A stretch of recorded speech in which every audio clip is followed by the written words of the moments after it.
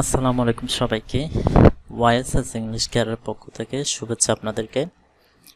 আমরা আজকে SSC punctuation যেটা দিনাজপুর বোর্ড 2026 সাল আসছিল এটা সলভ করব।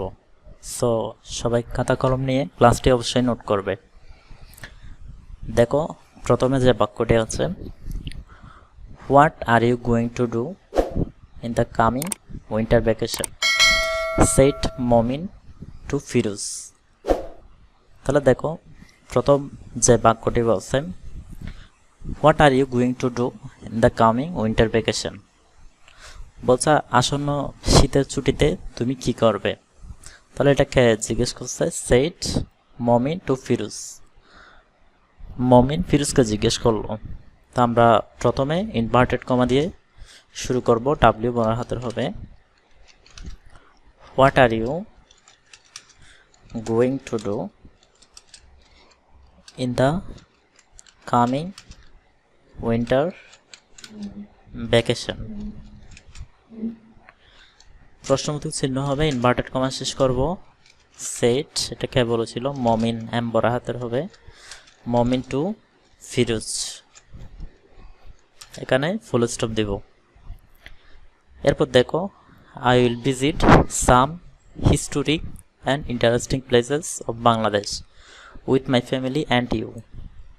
তো বলছে আমি আমার পরিবার ও তোমার সাথে বাংলাদেশের কিছু ঐতিহাসিক, হিস্টোরিক মানে হচ্ছে ঐতিহাসিক ও আকর্ষণীয় জায়গা ঘুরতে যাব। তাহলে এটা কে বলছিল? রিপ্লাইড, উত্তর দিয়েছিল ফিরোজ। তাহলে এটা উত্তর দিয়েছিল হচ্ছে ফিরোজ। তা আমরা আবার ইনভার্টেড কমা শুরু করব, লিখবো আই বড় হাতের হবে, I will visit some historic and interesting places of বাংলাদেশের বি বড় হাতের হবে, Bangladesh with my family and you. Comma হবে, ইনভার্টেড কমা শেষ করব। তাহলে এটা কে বলছিল?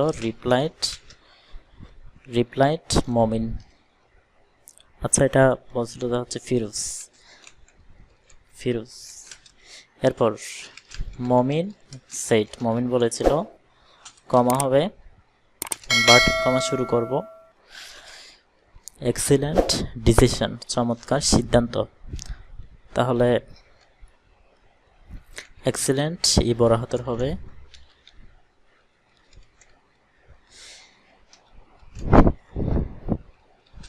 Excellent decision. ডিসিশন মানে হচ্ছে সিদ্ধান্ত।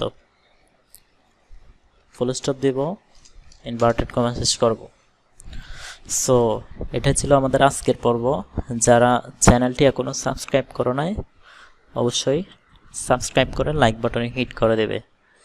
আর সবাইকে ক্লাসটি করার জন্য অসংখ্য ধন্যবাদ। আসসালামু আলাইকুম ওয়া রাহমাতুল্লাহ।